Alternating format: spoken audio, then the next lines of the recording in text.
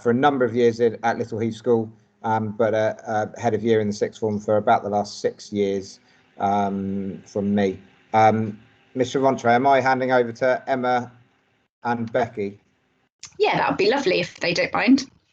Hopefully they'll turn their microphone off and introduce themselves. Hello. Here they are. Hi, I'm Emma and I'm a student. I'm year 13. I take English language, history and politics. I'm Becky. I'm in year 13 as well, and I do history, politics and maths. Fantastic.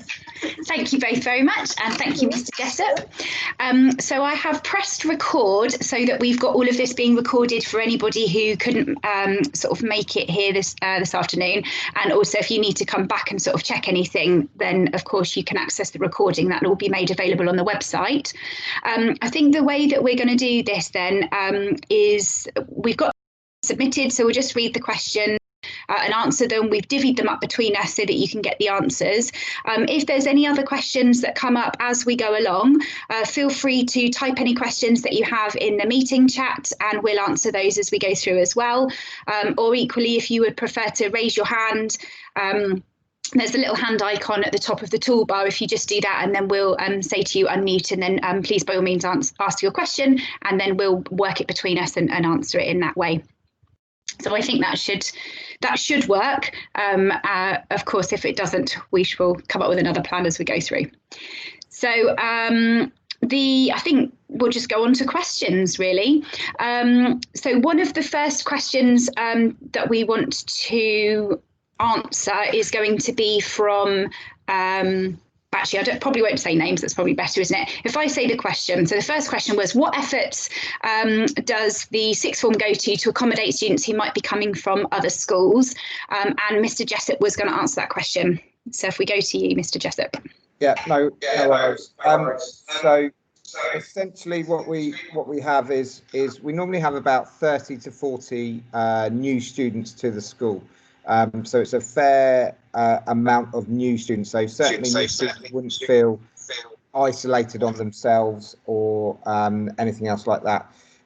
What we do is obviously we have a sort of a big transition program. So we will meet with you after your application, sort of February, March time. That will probably be virtually this year, but we will meet with you, discuss your options, show you the sixth form centre if we're able to. And then we will let you focus on your GCSEs. And then we have an induction programme in sort of normally late June, early July. And then from there, we sort of welcome you into the school in September. You join a tutor group. And what we do is we split the year 11 tutor groups up. It essentially talk through, so the tutor groups based around their subjects and what subjects they're doing. So if you're particularly sort of interested in science and the science-based subjects, then you'll be with other people that are doing the similar sort of subjects to ease you in. But also what you'll be doing is meeting a tutor. Tutor has an important role in welcoming you in. But essentially, we're there for you. We understand it's quite a big jump. It's generally an exciting to come across to a new school, a new sixth form, and a large sixth form like us. Certainly coming from some of the smaller schools around us. But essentially, we treat you as one of our own from the sort of beginning, and are there for you. If you've got any issues, any problems, then by all means, sort of come in. And have a chat to one of us or your tutors. I don't know whether Becky or Emma have got anything talk about the induction, because obviously you did have the induction days being in year 13 and what you felt of the transition work coming from GCSE into sixth form. Yeah, so as of the actual transition day, from what I can remember, it was actually really fun because they got the army to come in and they did like loads of team building activities. So you got to meet people before you got to meet people in a more informal sense, so that when you actually turned up on the first day, you knew some familiar faces. But as of the transition work, it was all quite a nice introduction to the subjects, because there wasn't a lot of work. at all. As long as you like stayed on top of it and made sure to do it in time, you had a really good understanding of the course that you were about to do. So I would say in that sense that it was quite useful. Would you say?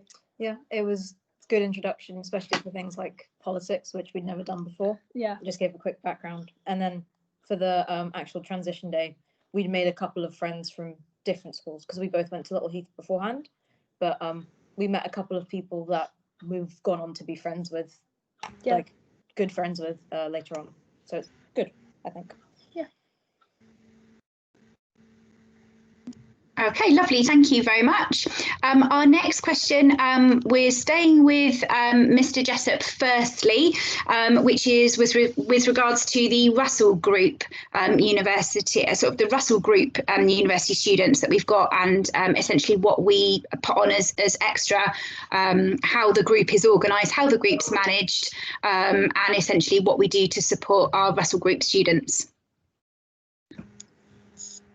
Yeah, so essentially with our Russell Group students, well, essentially it's not necessarily open for all because the Russell Group universities aren't open for all. So if you don't know what the Russell Group universities are, essentially it's a group of traditional universities. There are 20 of them that join together and have labelled themselves as a sort of Russell Group and are usually around the sort of top 20 universities in the country, and we will essentially around about January of year 12 normally invite one of the Russell Group's universities in. So we normally have the University of Bristol come in and speak to parents and students and say, you're in your A-levels, this is what you need to do. This is what you need to, the extra bits that we look for, obviously have good academic record through that, and sort of they talk about what makes a good application. So giving students enough time, so sort of 6 months before they start their UCAS process to develop those softer side skills, do any work experience that they might need to do, but also focus on their in terms of their education and working and passion for subjects. So that might lead to a like a Future Learn course or a MOOC course or further reading, and that's showing that independence. The question had about whether the membership is open to all.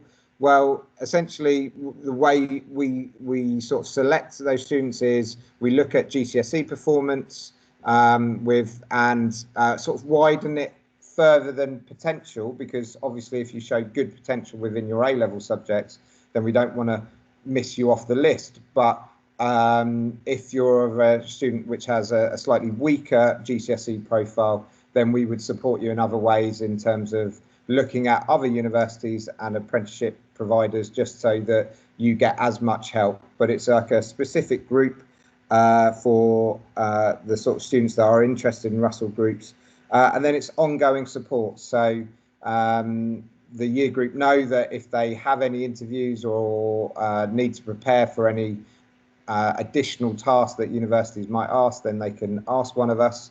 We'll do mock interviews if they need them or want them, and again we just help them through the whole process in terms of their Russell Group application, and support them through the UCAS. So Emma and Becky have both, I'm picking on them, but that's what they're there for. But Emma and Becky have both sent off their UCAS application, and so are in the midst of getting offers back from their universities. If they will nod their head if they've got anything to add to what I've said. No? Okay, look, shaking their heads, so that's fine. So we'll move on, I think. That's brilliant, thank you. So we had a question which kind of leads on quite nicely, I guess, from that one, which was about access to apprenticeships and which employers are good targets and how we sort of support students through those next steps. So Mr. Jessup, I feel you are doing all the work. I'm very sorry, but this is over to you as well. That's all right. So local apprenticeships, well, I have to say we're in a very, very fortunate position at Little Heath School. We have Mrs. Wooler, who's our full-time careers advisor, and she is a force to be reckoned with. I think all local employers are a little bit worried about when she comes knocking, asking for sort of the experiences for our students or opportunities for our students. So things that we've had in the past are things like Thames Water will come in and speak to us. We have a link with SSE to know where we are sort of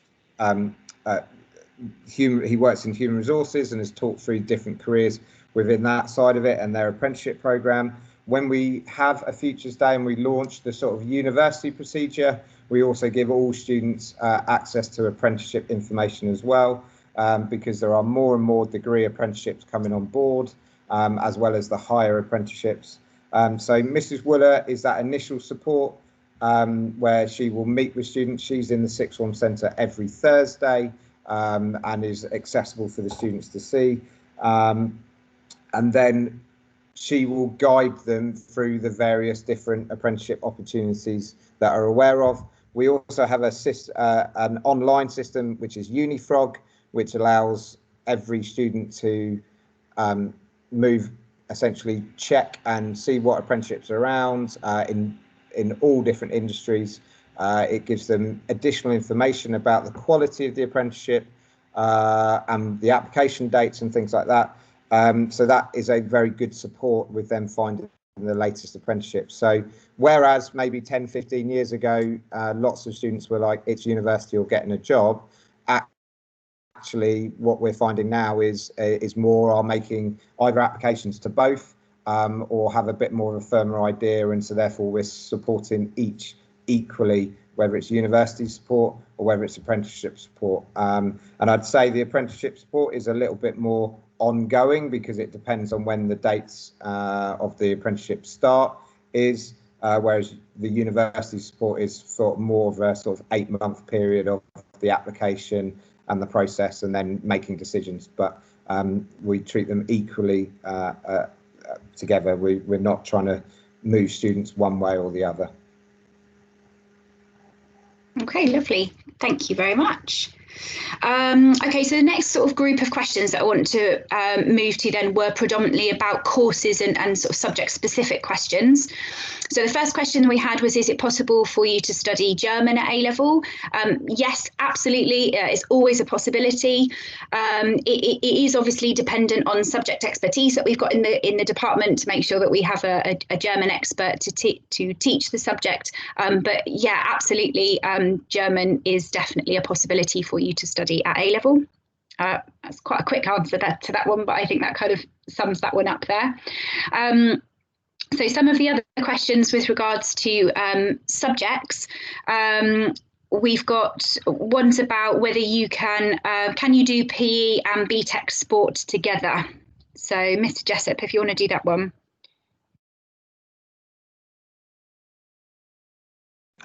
Sorry, I was just about to answer the question on the chat, but we will come back to that. Yeah, that's all right. So yes, you can. Essentially, we don't pick our option subjects. So we're not a sixth form that says you must pick from 3 subjects out of these 4 criteria from there. So or 4 option blocks. So we are trying to ensure that we are as fair as possible, and that goes with the application. So we look at the application numbers, we then interview the students and get an idea for the subjects, and then try and avoid common clashes from there. So what we are essentially, we always have students that do BTEC sport and PE. We wouldn't necessarily recommend it unless they were very, very driven to go into a sort of sports course or a sporting career of some sort. I know the PE department are aware that the BTEC sport does help students along with their A-level PE, because A-level PE is very, very theory driven and can get quite complicated in terms of the what they need to learn about the human body. And so they do help out each other out a little bit, but we would have that discussion at the time in terms of BTEC Sport and PE, to whether we can, it normally fits within the timetable and the suitability for each individual depending on what grades they got at GCSE. I will move on because within that sort of group of questions, we also said, can you do BTECs and Cambridge Technicals and A-level courses? Yes, you can. We don't say that you have to pick 2 BTECs and then 1 A-level or all A-levels or anything else like that. We are flexible in terms of our vocational offer and our traditional offer of that traditional exam-based A-levels. So students can pick, so that in the question it was about history, and with BTEC Sport and PE, essentially, yes, that is that can be done as long as it will fit into our timetable. And as I say, most student options fit within our timetable because we don't write our option blocks until after the application process. So that works with that. And I think that answered their third question, which was about picking, struggling to pick 3 subjects. If you can't pick the 3 subjects, okay, that's why we have the option meetings and we discuss those, and we come up with some ideas to consider, and then you confirm them once you've got results dates. I think that's me answered that one. That's lovely. Thank you very much. Any questions that get popped into the chat window, I'm just making a note of at the end as well. So please do continue to type them. They're not being ignored at all. So continuing on with some of the subject-based questions, one of the questions was, is biology and psychology quite heavy content? Very, very simply, yes, they are very heavy content subjects, but I would also make the point that actually any course that you take at Key Stage 5, whether it be a traditional A-level or one of the more vocational subjects, all of them are very heavy content subjects. Obviously, the A-levels are linear A-levels, so they're examined at the end of the 2 years. So it's a process of covering various topics throughout and then revising them, and equally, if you're doing a more vocational route and it's a more coursework based route, you've got an incredible amount of content to learn to then be able to apply and write about in your coursework. I'm going to just ask Emma and Rebecca if there's anything that they want to add there in terms of like the amount of coverage, I suppose, and content within lessons, and what they notice between the difference between GCSE courses and A-level courses. So girls, if I can hand over to you. So obviously there is a big difference between GCSE and A-level, but I think that like you get used to it a lot quicker, because for A-level you're doing subjects that you like to do, rather than for GCSE sometimes people are led down one route. So I think as long as you do the subjects that you feel passionate about and that you want to do, it doesn't really feel like you're learning a lot more because you're enjoying what you're doing. But I think that I know that some people, if they're not enjoying the subjects as much, it really does feel like there is a lot more. But obviously, because we're getting older and stuff, you can process more anyways. So I think it's just a natural increase of content. Is there anything else? I'd say in terms of them being like content heavy, it occurs in different ways for different subjects. So like for history, there's a lot of just content and there's lots of dates and stuff that you need to know. But if you're doing a subject like maths, you'll be having to answer questions all the time. If you're doing, I don't know, like a film, you might have to do extra. So it kind of balances out in the end that they're all kind of heavy, yeah. I guess. But it's manageable. Yeah. Thanks. Okay, that's lovely. Thank you very much, girls. So one of the next questions was with regards to if you've made your choices and you start in September and you realise that one of those subjects just isn't really for you and it's not quite the right subject. And one of the things that I think we would want to make quite clear to you is to be quite reassuring. It's a big decision to sign up to courses and then actually begin them. And sometimes they're not quite what you expect, or sometimes you find find the course quite a lot harder than what you were thinking, or it's just not really what you thought it was going to be. There is always sort of flexibility, particularly as we sort of move towards half term, so sort of up towards the 1st October half term. And we do quite often have some students who decide this isn't for me and we need to change something. And like I said, we're always open to being flexible and doing the right thing for the right student. So if it means that you need to change courses and that's the right decision for you in your future, then we will support you with that. But we would need to make sure that there's something in place to ensure you catch up on the work, so that you're not just then 4 weeks behind your peers who are already in that class. So absolutely, I would say anything is a possibility, but you would have to show sort of willing and commitment there to be able to catch up on the work that you would need to catch up on. But yeah, absolutely it is. Mr. Jessup, did you want to add something to that one? Yeah, I was just going to say, some students will pick 4 subjects, and we're happy for them to pick 4 subjects to begin with. Just because they might want a couple of weeks or 3-4 weeks of trialing those 4 subjects to get a real flavour of those subjects, and then drop one. We're in the fortunate position of being a large sixth form, so we can sort of accommodate that most of the time. So that's quite a useful thing for students to do if they're really struggling to hone their 3. Some of those students will then carry on with those 4 subjects because they're managing the workload. And that's fine with us as well, and we'll just keep monitoring them on that to see what they are. For example, this week a student came to me and said, I've been doing 4, I need to drop 1 because the workload has piled on after half term. So we're flexible with that, and that's not a problem at all. I was just going to say there was another question about subjects and choosing subjects. What happens if you don't get the criteria for choosing a particular subject? So obviously sort of the sciences and biologies and some of the humanity subjects have certain criteria for students to achieve at GCSE for them to be successful at A-level. Well, essentially, it's don't panic is the first thing, is don't think my dreams are over of becoming into this certain career and things like that. It's about us having an honest conversation around about results day about what will be the best thing for you to do. So we have a range of BTECs. We have Cambridge Technicals and the vocational offering, which are deemed as equally, universities will deem them as equally the same as A-levels in terms of the amount of points and grades and things like that.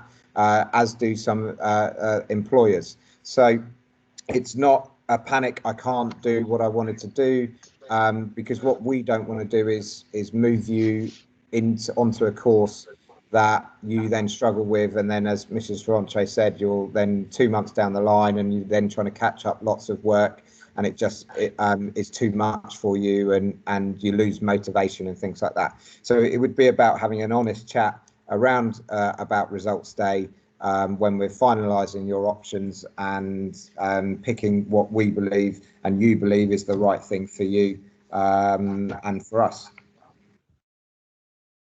Okay, lovely, thank you. I'm going to slot some of the questions in that we've had in here because they were sort of linked to subjects, if that's all right. So one of the questions that we've had is with regards to how many lessons we have a week. So sort of a simple answer to that is we operate on a fortnightly timetable. And at the minute in year 13, we have 9 lessons a fortnight, and we have 1 independent study lesson, which we talked about in the videos on the website, which is where you would be expected to pursue your own independent study linked to those subjects. And equally in year 12 at the minute, we have 8 subjects a fortnight with 2 independent study lessons. And in year 12, the distinction is that you are kind of guided a little bit more in terms of what to complete in those independent study lessons. So teachers will be setting, it's not homework so much, it's kind of suggested tasks or suggested reading and things that you might want to do a little bit more independently to pursue your subjects. But then in year 13, the expectation is that you are already a little bit more independent because you've had that already in year 12. You have an idea of what works for you. you, and therefore you are left a little bit more to your own devices in your independent study. Of course, if you are somebody who perhaps struggles in that area, we're always on hand to offer some advice, and we've got a learning mentor who works some periods in our library, and he's brilliant at being able to help you out quite specifically in terms of giving you suggestions of revision strategies or other kind of work strategies that might help you there move forward. Mr. Jessup, anything to add on that one? No, I think covered that. Okay. With regards to the questions on class sizes, it's a really difficult question to answer because it's quite a varied answer depending on what subjects you're taking. I guess, girls, Emma, Becky, in your classes at the minute, sort of what's the kind of rough numbers that you've got? Well, I think our classes vary quite a lot, but I would say roughly 13 or 14 is the average, but then we do have one class that's got about 5 in, so yeah, it depends how popular the subject is and things. So I know English, for example, got split up into 2 classes, but those classes are now a manageable size of like 15, I think. So I think that would be the most you would get in a class. Yeah. Yeah, about I think the highest we've got is maybe like 16 people for history or something. Yeah. And then the smallest I've had is a class of 6, I think. So it varies.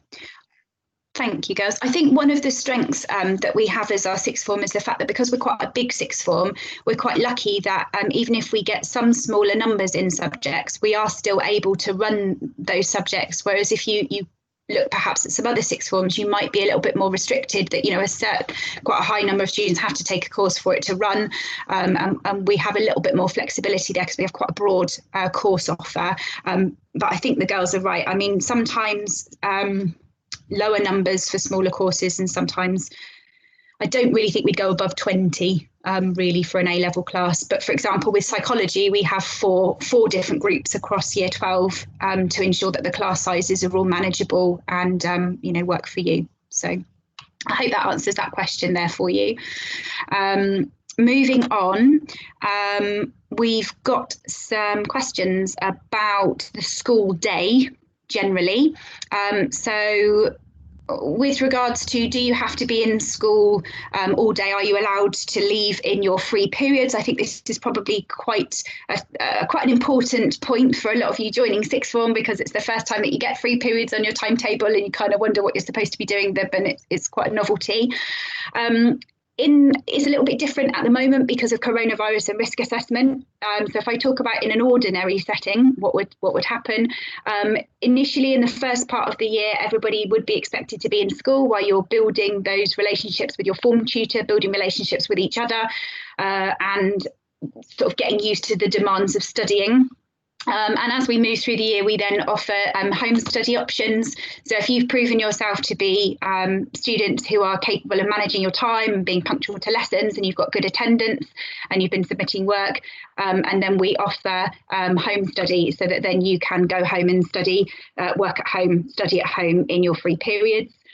We are also mindful that it isn't just all about work, and that you will need some time to yourselves as well. So we offer a wellbeing hour on your timetable, which is over a fortnight. And the idea in that wellbeing hour is that you do something that suits you. So you shouldn't be sat there working. You should be actively doing something that betters your mental wellbeing. So whether that be going to the gym for an hour, for example, or sitting down to read a book for an hour, or if you've got a particular hobby that you would want to pursue, that could be in school or out of school. That's entirely up to you, but we do promote that as something that we think is important. Equally in year 12, when you've got your free periods on your timetable, it isn't just about doing more independent study for the subjects that you're doing, but you have a MOOC hour on your timetable, which again we refer to in the videos, but it's essentially you pursuing an extra course online that universities offer freely in pretty much any topic you can think of, and we suggest that you enroll in one of those in year 12 to complement the subjects that you already study. And then this is again something you can pop on your UCAS forms to help you there. So it's kind of answering a few of those different questions that we've had in one there. Girls, Emma and Becky, I was wondering, could you just talk us through like a typical day? So if you arrive in school in the morning, what would be your typical day, your typical routine at school? So form starts at 8:50 until 9. So you go into form, have AM Reg, meet your form tutor, and then any announcements for that day is said. Then you have your first period from 9 until 10. And recently there has been like some staggered break times, but for year 13 it's normal. So I'm just going to go on the normal school day. And then from 10 to 11 you have your second lesson of the day. 11 until 11:20 is the break, and then 11:20 until 12:20 is period 3. 12:20 until 1:20 is normal period 4. I know that with Corona and stuff, it has been slightly changed, but I'm just, going on the normal one. And then from 2:05 to 2:25 is PM Reg. So anything the form tutor missed during the start of the day, they'll say then, or it's just the time to get registered and just kind of chill. And then from 2:25 until 3:25 is the last lesson of the day. And then after that, you're free to go home. Yeah, and in like a typical day, you might have maybe like 3 lessons and 2 frees. That's probably the average. That varies depending on the day. And I think they stagger it, so most of your frees are on Friday, but I don't know if that's just me. And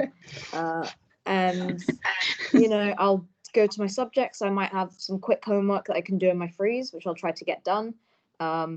If I've got a 5th period free, I might go home early. I might stay and do some work. It really depends on the amount of work I've got to do at the moment. But the average day, try and get as much work done in your frees as possible, because that's kind of what they're there for, but also it means you've got way more free time when you get home. Yeah, I think I have utilised my frees well, and I think since December last year I haven't really had to do any work at home, obviously, other than when we were all virtual learning. But it if you work in your frees, because they're there to be used, and you get given specific frees for some subjects. So I think you get 3 a week, or 1 per subject a week, so that it really is a science. It's not in concrete, but it's recommended that you do it in that week, in that free. Thank you very much, girls. That was a great answer. Mr. Jessup, is there anything that you want to add to that one? Yeah, I was just going to say that obviously with our reasonably new building, I think we're 5 years old now. The building is open from 7 o'clock in the morning until about 5:30 at night, and it really is. We've had with the students that came back to us were like, this is better than our university accommodation, and there are areas where students can work throughout the building at any time. So and they most or a few students quite like to stay here and get their work done, so they have less to do at home moving from there. So it's quite a nice facility that they have, and they can spread out in various different rooms to ensure that all their work is completed. So it's a nice facility for them to do, and we welcome them to stay or be here early and stay late if they choose to be. Lovely, thank you. I think something else to add there with regards to what everybody has said is that we very much see year 13 as that kind of stepping stone for preparing you for how you will work if you went on to university, or how you would work if you then went on to work. So being able to manage your time independently is really important. So thinking about if you're going to go on to university, some of you will go on and you might end up with 6 to 8 hours of contact time a week, but obviously you're expected to work in those other hours, and so what we try to do is build stepping stones in to prepare you for that moving forward. And I would be interesting if we had some year 12 students on here, and I wonder how their answers might differ from our year 13s, who I think have possibly developed those better study habits being in year 13. because it works in year 12. Lovely. Thank you very much, girls. Okay, we've had a couple of questions with regards to entry requirements and things like that.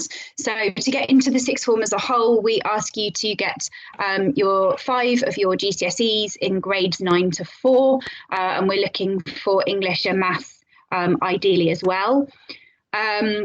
It's then each subject then would have different entry requirements for their courses. Some will ask for grade 4, some will ask for grade 5, some will ask for grade 6. So please do have a look in the course booklet to see, which courses are asking for which grades.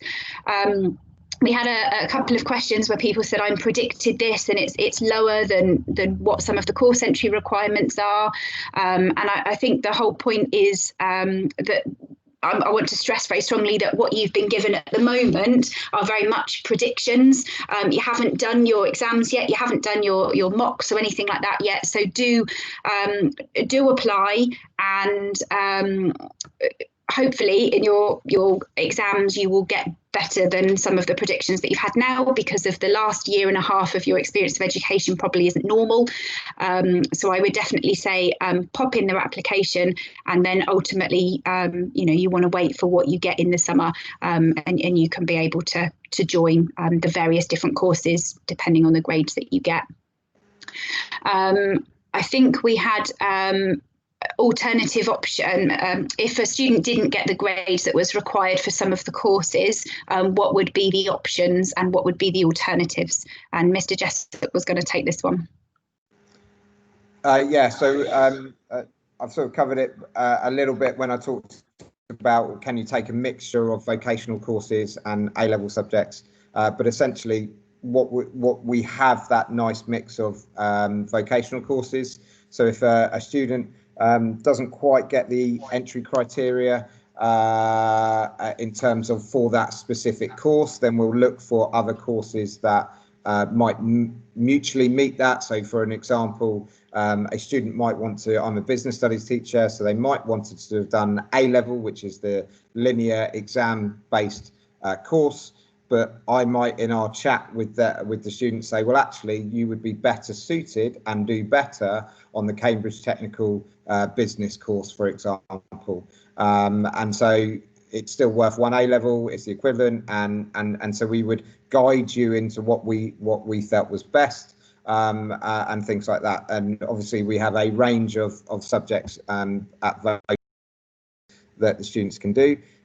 If we feel like Little Heath School sixth form is possibly we don't have the courses that would enable the students to do well and to be motivated during that time, and your GCSE grades are lower than you wanted or expected, and we would guide you through that process. So we would, each year 11 at Little Heath School, will have a meeting with our advisor. So Mrs. Willow, the careers advisor, would we have an independent lady come in from the company called Advisor. They would have a meeting with advisor anyway. So all year 11 students will have that meeting this year to discuss options into where they can go. But we will also support you in terms of looking at alternative options. And although we would like all of our students to stay here, we are also a firm believer of what's best for the individual student, because what we don't want to do is put you put the student onto a course that they then begin to struggle, their attendance begins to drift, and 6 months later they're wanting to leave Little Heath School sixth form when we could have maybe avoided that in the summer and get them in their way. As I say, we try to welcome everybody, but we are a sixth form that is predominantly A-levels with a few vocational courses. So we want to ensure that we can't unfortunately have access for all students. So that's why we have the grade criteria there. But if you're ever any worried or any point, then you can contact us and we can meet with you and discuss and talk through some of the solutions, as will the year 11 team with you as well. Lovely, thank you. I think just on that as well, it's important that even if you're looking at your reports that have been sent home, particularly for internal students, and you're sort of thinking, oh, I don't know, my predictions kind of put me on a bit of a borderline position, I think we would recommend that you make an application anyway, and then from January, when we can offer those one-to-one sort of support meetings before interviews, you might have a little bit more idea of how you got in PPs or mocks and things like that, and we could then guide you in that direction. And similarly, when we come to then interviewing you for the sixth form, if you're still a borderline candidate, when we offer you a place at the sixth form, we usually do it on a conditional offer, and it's on the condition that you would get these kind of grades to then enter. So at least you can have all of those conversations as you go through moving forward. You don't just have to think that you can't do it, and that it shouldn't be for you. One question that we've got with regards to sort of applications and course choices is, when do you need to finalise your choices for A-levels? Can you wait until results to decide? Yeah, absolutely. We kind of ask people to give us a suggestion beforehand, just so that we can get a rough idea for numbers in terms of planning teaching and option blocks and things like that. But ultimately, nothing is definitely set in stone until after the A-level sign-up day, which is after your GCSE day in August.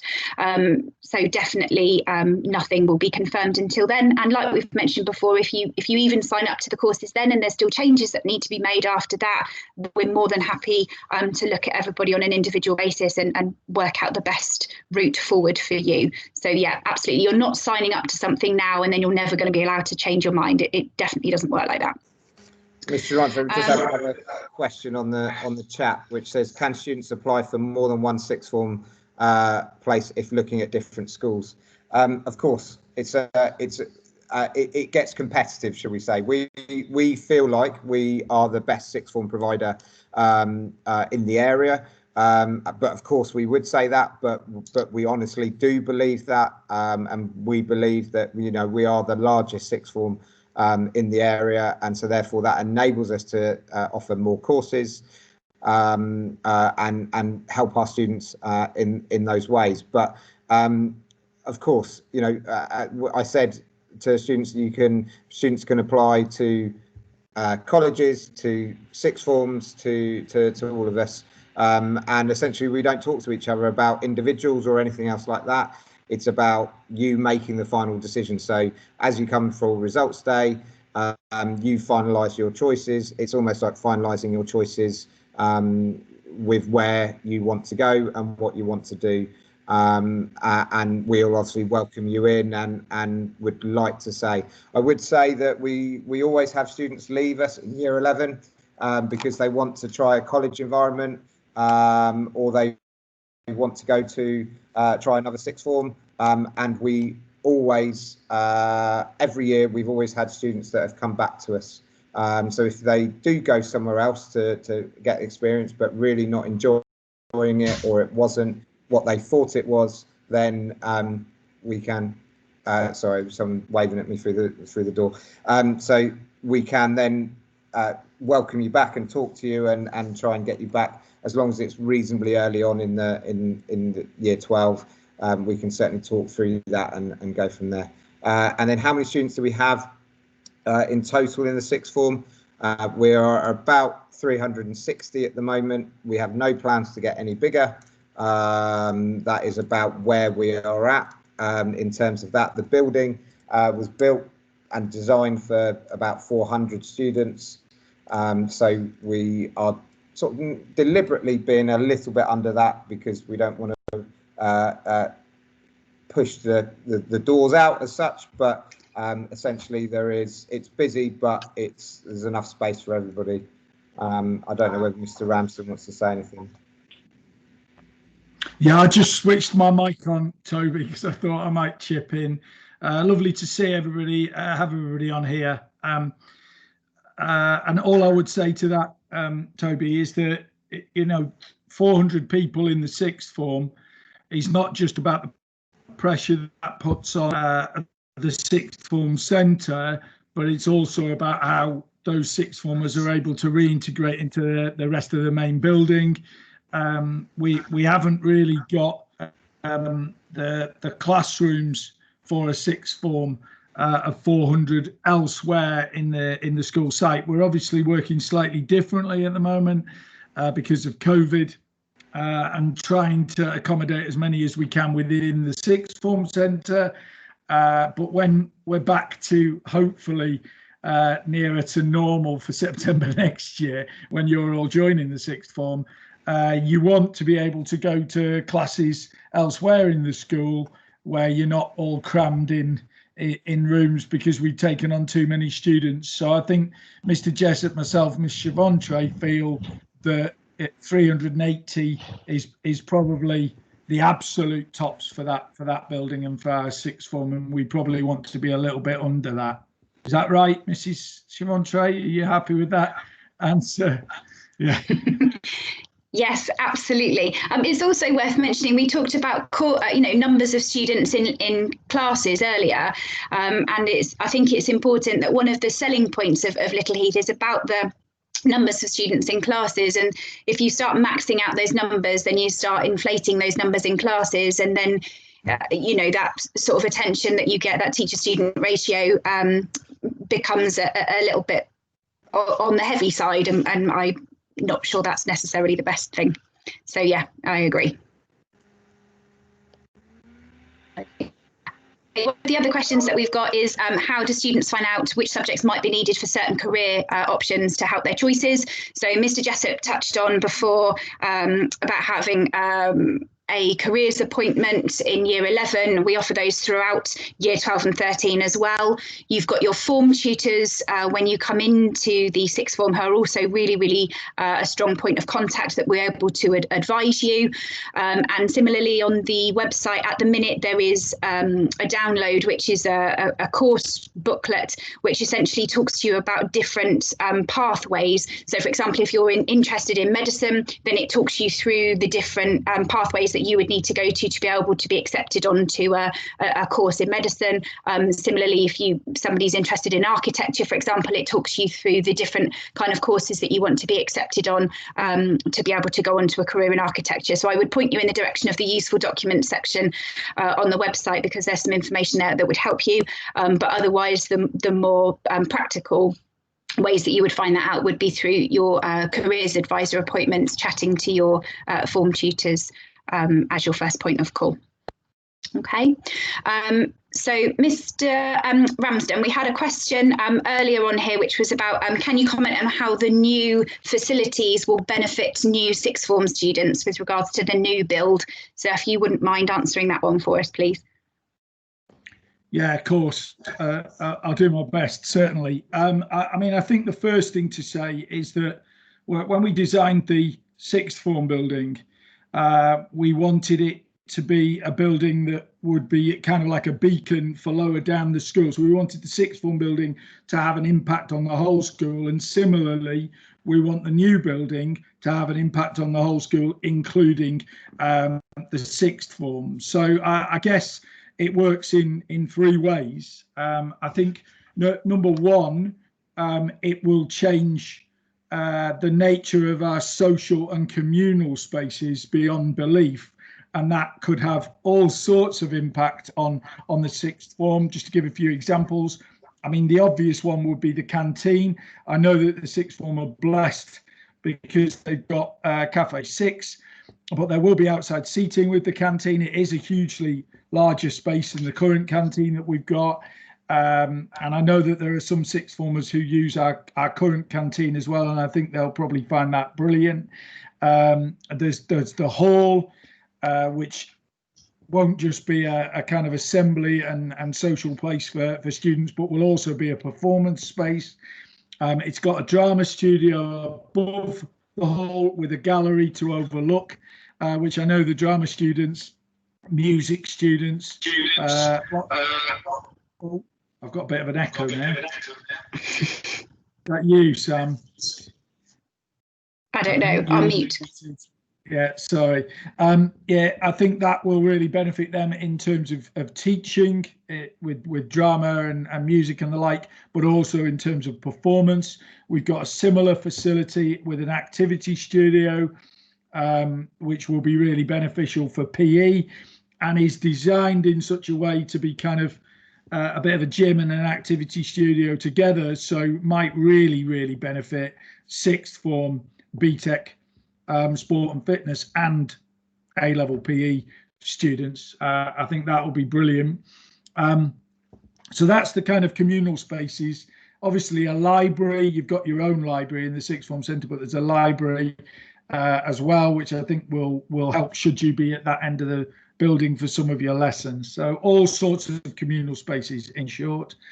The departments that we've put into the new build are English, IT and technology, and there'll be some rooms that we use as kind of standard teaching spaces. So perhaps if technology are not using all of their rooms, we might be able to put some sixth form subjects in there just to give them a bit more space, spread the teaching load for the sixth form across the whole building. That'll be brilliant. Don't say this to the building company, but I've told them that we've got electronics and graphics subjects, even though we haven't yet. Please keep that private. They know that we're planning the rollout of that, so of course it can actually have a curricular impact on the sixth form, because we'll be able to roll out new courses. To go back to what Mr. Jessup said about A-levels, traditional A-levels and BTECs, we may well be able to offer some new courses, particularly in IT, creative media, technology, that we don't currently offer, because we've got kind of bespoke rooms for that in there. The graphics room, for example, is gorgeous, and I know that the technology department will want to roll more Key Stage 5 subjects out in the next few years, and it'll really give us an opportunity for that. And I think the third benefit will be maybe less easy for me to describe, but culturally really important. You know, it's a huge frontage for the school. You currently come into Little Heath and, you know, you've got the sixth form entrance and you've got the main entrance, but it's hard to find reception, and how do you get from here to here, and all of that. Really, the front of the school will be transformed, because you will have a kind of single point of entry for the school. I think we'll still operate in such a way that the sixth form can access the sixth form centre. We might have to think about security gates and the like.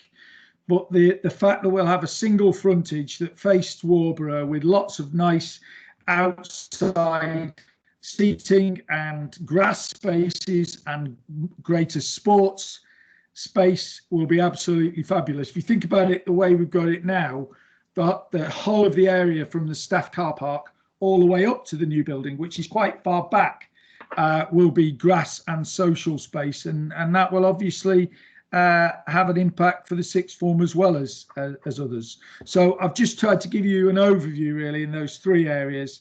I think really exciting communal areas, really exciting new classroom spaces, and a whole new feel for the front of the school, which will, I think, unify the school a lot. We have also designed it so that it fits in aesthetically with the sixth form centre. So rather than the school feeling like it's a bit of a hodgepodge of lots of different buildings that popped up at different times over the last, 50 years, 60 years, I think it will be much more unified as a school site, which I think is great for all of us. I hope that's answered the question, Mrs. Chevantry. Above and beyond. Thank you very much. So we've got two more questions, which we will hopefully move through quite quickly, and then bring this to a close so everyone can enjoy their evening. One of the questions was with regards to academic success and what our results are like. So I've taken an average of the last 3 years in terms of our combining our all our different qualifications that they offer. This is kind of our overall percentages. So we average between 18 and 20% A star to A, and we average about 40% A star to B, and we are averaging 70% A star to C. We're really proud of those results. Because nationally, that places us in quite a strong position. And I know that Mr. Ramsden will touch on that in just a moment. Of course, there's always room for improvement, and every year we work hard to, to improve those figures. But also, I think it's important that we don't just work to improve those headline figures, but actually we look at everybody's starting point, and we really think about the progress of each individual student. So not everybody is going to fall into an A star to C percentage, but we might have somebody who's joining us with, okay GCSE results, but then they really rise through the ranks and outperform themselves and achieve absolutely spectacular results at A-level. And that for us, if anything, is almost more important, that we make sure that everybody, regardless of their starting point, absolutely achieves the best that they possibly can do in the end. So as much as the headline academic performance figures are important, the progress scores for us, for each individual, is incredibly important as well. So it's about the value that we can add to you when you join our sixth form and in those 2 years. Mr. Ramsden, is there anything that you want to add there? No, I think you've said that brilliantly. I mean, the only thing I would say is I think over the last 4 or 5 years, particularly, our A star to A percentage figures have been tremendous. And we've also managed a huge number of students through from, as you say, Mrs. Chavantre, quite relatively limited GCSE scores onto fabulous things. I think if we've got one challenge, it's how to convert grade D to grade C subjects for as many people as we possibly can, because A levels have got a little bit harder over the last 3 years, and particularly the literacy demands of some of the A levels have got harder. If I've got one mission with the sixth form, really, it's to improve the kind of examination literacy skills that students have got, so that they can really display their knowledge.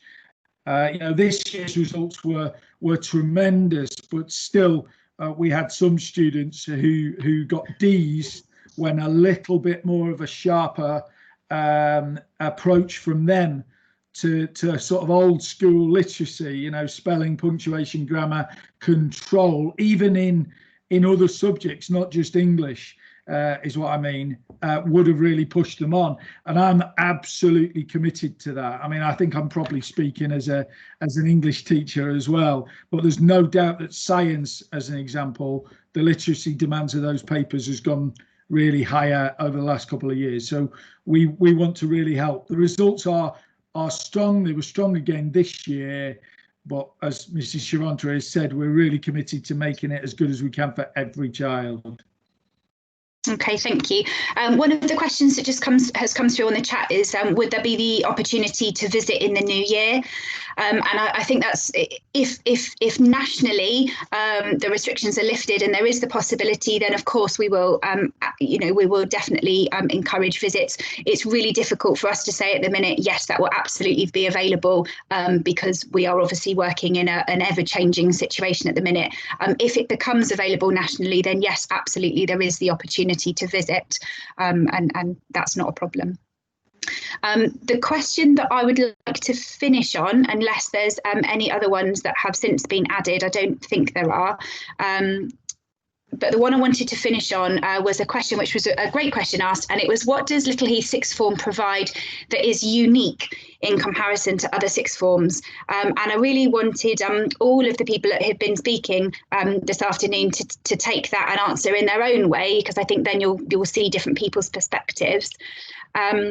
So I'm going to ask Emma and Becky if they don't mind going first and sort of saying something, or sorry, Becky's popped out. If Emma doesn't mind going first and saying what is she particularly proud of in terms of her sixth form, in terms of Little Heath Sixth Form. Yeah, sorry, Becky had to go, but no, that's fine. I think the thing that makes, obviously I have no other sixth form experience that I can compare it to, but when I speak to people that go to different ones, I think as Ms. Chavantre said earlier, the class size to teacher ratio is actually really good, and you get more one-on-one time with teachers, so it means that you really get to know them. And I think, especially with my subjects as well, you get to really see the passion that they have, and I think that's really important, because it makes you want to be there, and it makes you want to learn the subjects, which ultimately makes you do better, but also it just makes a nice environment to be around. And yeah, I would say that you just feel valued here, rather than like not just another number on the school's sort of ranking list. You are like an individual person. I think that's what makes Little Heath good for me, I guess. Okay, that's a lovely answer. Thank you, Emma. Mr. Jessup, what would you say is our unique selling point? I think from my point of view, it's having that time and support for each individual student. From working as a head of year lower down in the school, you may only see some sort of a few of the students that are part of that that you're seeing for the wrong reasons, essentially. But what I'm particularly proud of and pleased about is that we are able to give the time and support to absolutely every student that needs that, whether that's about their learning, about their future choices and careers, supporting them through the daunting process of applying to Oxford or Cambridge, or to a med school or dentistry, or whether it's just simply supporting them in with their next step and getting them onto that apprenticeship or their career that we move from. So having that sort of open door policy of students can come in, drop in, and see the team whenever they like. The whole team is incredibly welcoming and are there to support all of the students, and they do that because of the type of people they are, and so I think that makes us unique, because I'm not sure you get that individual support at other sixth forms. Okay, thank you very much. Mr. Manston? I'm probably going to get told off again, Mrs. Chavandre, because I take too long. I'm going to have two, I think, as quickly as I can. I think as a head, I'm really proud of the quality of teaching that we've got in the sixth form. I know that the three of us, myself, yourself, Mr. Jessup, want to improve that even more. But I think I'm really lucky, as Emma sort of said before, to have some fabulous teachers who love their subject and get that across really, really well.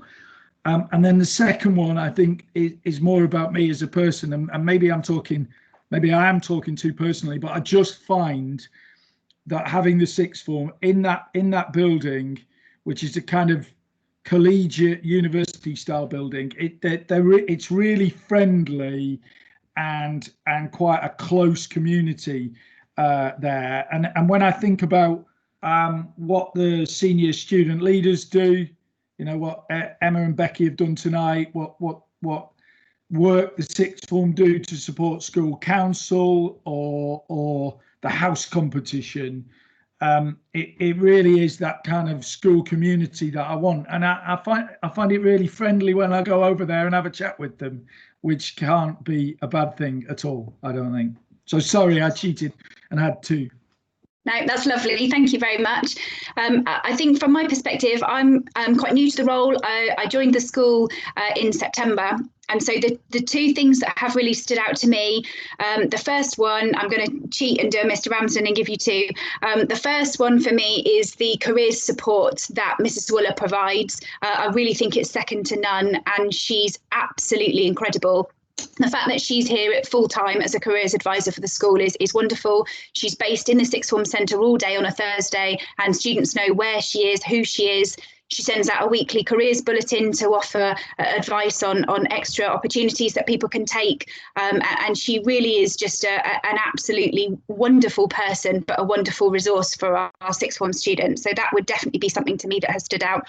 And the second thing is some of the opportunities for the student leadership outside of the classroom.